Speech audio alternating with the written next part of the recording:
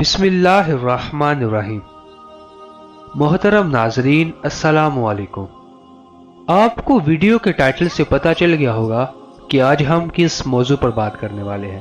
دوستو، راویان معتبر سے روایت ہے کہ جب اللہ تعالیٰ نے آدم علیہ السلام کو پیدا کرنا چاہا، اب حضرت اسرائیل علیہ السلام کو حکم ہوا ایک مٹھی خاک، ہر قسم کی سرخ اور سفید اور سیاہ زمین سے لائے۔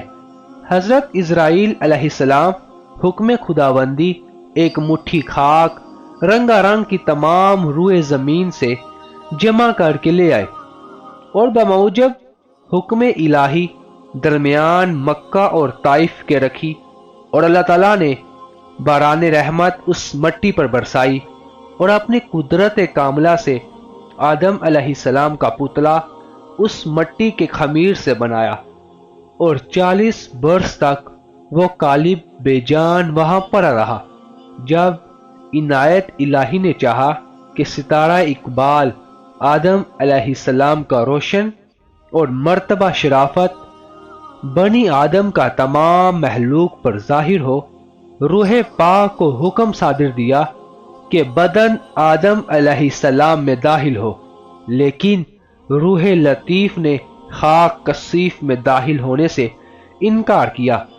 خطاب رب الارباب کا روح کو پہنچا، ادخل ایھا الروح فی ھذا الجسد، یعنی اے جان داخل اس بدن میں ہو۔ جب روح قالب میں آدم کے سر مبارک کی طرف سے داخل ہوئی، جس جگہ روح پہنچتی تھی بدن خاکی جو مانند ٹھیکرے کے تھا، گوشت اور پوست سے بدلتا جاتا تھا۔ جب روح سینہ مبارک تک پہنچی، آدم علیہ السلام نے ارادہ اٹھنے کا کیا، وہی زمین پر گر پڑے۔ اس واسطے اللہ تعالیٰ نے قرآن کریم میں فرمایا ہے، کان الانسان عجولا، یعنی ہے انسان جلد باز۔ اور اسی حالت میں آدم علیہ السلام نے چھینکا اور الہام الہی سے کہا الحمدللہ۔ اس کریم اور رحیم نے اپنی رحمت سے فرمایا یرحمک اللہ۔ سب سے اول جلوہ رحمت الہی کا شامل حال آدم علیہ السلام کے ہوا، اور بید ساکت رحمتی علی غضبی کا ان کے طفیل سے نصیب بنی آدم کے ہوا۔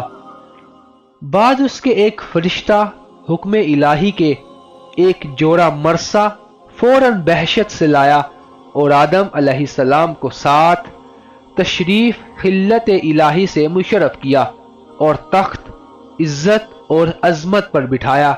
نقل ہے کہ فرشتے ابتدائے پیدائش آدم علیہ السلام سے آپس میں کہتے تھے، جس کو خدا تعالیٰ خاک سے پیدا کر کے مسند خلافت پر بٹھائے گا تو وہ ہم سے خدا کے نزدیک زیادہ عزیز ہوگا، اور ہم جو بارگاہ علام الغیوب میں دن رات رہتے ہیں، علم ہمارا اس سے زیادہ ہوگا۔ حق تعالیٰ نے بموجب آیت علم آدم الاسماء، تمام چیزوں کے نام آدم علیہ السلام کو الہام کر کے حکم کیا، فرشتوں سے ان چیزوں کے نام پوچھو۔ جب آدم علیہ السلام نے پوچھا، یعنی خبر دو مجھے ان چیزوں کے نام کی اگر تم سچے ہو، تب طرف ہو کر بولے سبحانک لا علم لنا الا ما علمتنا ان انت العلیم الحکیم، یعنی پاک ہے تو اور نہیں علم ہمیں مگر جو تو نے سکھایا ہم کو، اور تو ہی عالم اور دانا ہے۔ تب اللہ تعالیٰ نے آدم علیہ السلام کو کمال ظاہر اور باطن سے آراستہ کر کے واسطے زیادتی تعظیم و تکریم کے ملائک اعظام کو، جو آدم علیہ السلام کے تخت کے گردا گرد صف باندھے ہوئے مودب کھڑے تھے، حکم کیا اسجدوا لآدم فاسجدوا الا ابلیس ابا واستکبر وکان من الکافرین، یعنی سجدہ کرو آدم کو۔ حکم الہی کے سب فرشتوں نے بلا عذر و تکرار آدم علیہ السلام کو سجدہ کیا، مگر ابلیس ملعون نے انکار کیا اور بولا کہ میں آدم سے بہتر ہوں، اس واسطے کہ مجھے آگ سے پیدا کیا گیا اور اس کو مٹی سے۔ اس نافرمانی سے شیطان ملعون ابدی ہو کر راندا گیا اور فرشتوں سے نکالا گیا۔ آدم بہشت میں رہنے لگے طبیعت ان کی مشتاق، جلیس، ہمدم اور انیس محرم کی ہوئی، تب آدم پر خواب نے غلبہ کیا۔ وقت خواب میں اللہ تعالیٰ نے اپنی قدرت کاملہ سے آدم کے پہلوئے چپ بائیں سے حضرت حوا کو پیدا کیا۔ آدم علیہ السلام بیدار ہوئے تو دیکھا کہ ایک عورت پاکیزہ ان کے پاس بیٹھی ہے۔ ان کی طبیعت ہمایوں اور صورت میمو کو دیکھ کر نہایت خوش ہوئے اور پوچھا کہ تو کون ہے؟ حضرت حوا نے کہا میں تیرے بدن کا جز ہوں کہ حق تعالیٰ سبحانہ تعالیٰ نے تیری پسلی سے مجھ کو پیدا کیا ہے۔ نقل ہے کہ حسن اور جمال حضرت حوا کا اس قدر کے تمام 100 حصے تھی، اس میں سے 90 حصے حسن حضرت حوا کو اور 10 حصے باقی عالم کو عنایت فرمایا۔ آدم علیہ السلام سجدہ شکر بجا لائے۔ جناب الہی نے ان کا عقد روبرو حاملان عرش اور ساکنان سامات اندہ اور دونوں کو حکم ہوا اے آدم و حوا تم دونوں اس بحشت میں رہو اور سب میوے اس بحشت کے کھاؤ مگر اس درخت کے قریب مت جانا، یعنی گیہوں کے درخت میں سے کچھ مت کھانا۔ جب ابلیس نے آدم کو سجدہ نہ کیا اور راندا گیا اور فرشتوں سے نکالا گیا، اس سبب سے آتش، کینہ اور حسد اس کے باطن میں شعلے مارتی تھی اور وہ ہمیشہ اس تدبیر میں رہتا تھا کہ کسی صورت سے بحشت میں بیٹھے آدم کو وہاں سے نکالے۔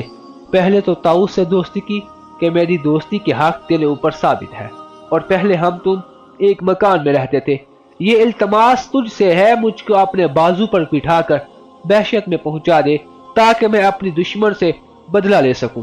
طاؤس نے اس بات سے انکار کیا اور کہا کہ یہ بات تو سانپ سے کہہ، وہ تیرا کام کر سکتا ہے۔ تب شیطان سانپ کے پاس گیا اور اپنے فریب کے منتر سے فریفتہ کیا۔ سانپ شیطان کو منہ میں لے کر جنت میں لے گیا۔ پھر ابلیس آدم علیہ السلام اور حوا کے پاس گیا اور رونا شروع کر دیا۔ آدم علیہ السلام اور حوا نے پوچھا کہ کیوں روتا ہے؟ انہوں نے شیطان کو نہیں پہچانا۔ تب شیطان نے کہا تم کو نصیحت کرتا ہوں، مجھ کو تمہارے حال پر رونا آتا ہے اور تم اس بحشت سے نکالے جاؤ گے اور یہ بحشت کی نعمتیں تم سے چھین لی جائیں گی اور لذت حیات سے ذائقہ موت کا چکھو گے۔ ان دونوں کو اس بات کے سننے سے بہت غم ہوا۔ ابلیس نے کہا اگر تم میرا کہنا مانو تو میں تم کو ایک درخت بتاؤں، اگر تھوڑا میوہ تم اس کا کھاؤ تو ہمیشہ زندہ رہو گے اور صورت موت کی ہرگز نہ دیکھو گے۔ آدم علیہ السلام نے پوچھا وہ کون سا درخت ہے؟ شیطان نے کہا وہی درخت ہے کہ جس کے کھانے سے حق تعالیٰ نے منع کیا تھا۔ آدم علیہ السلام نے اس بات کو قبول نہ کیا اور کہا ہرگز مجھ سے نافرمانی خدا کی نہ ہوگی۔ جب شیطان نے قسم کھائی کہ تمہارا خیر خواہ ہوں، بعد اس کے آدم علیہ السلام اٹھ کر چلے گئے اور شیطان نے حضرت حوا کی خدمت میں جا کر اسی طرح ان کے دل میں وسوسہ ڈالا اور سانپ نے شیطان کے کہنے پر گواہی دی۔ حضرت حوا نے آدم علیہ السلام سے عرض کیا سانپ تو خادم بحشت کا ہے اور وہ بھی موافق اس شخص کے یعنی شیطان کے گواہی دیتا ہے۔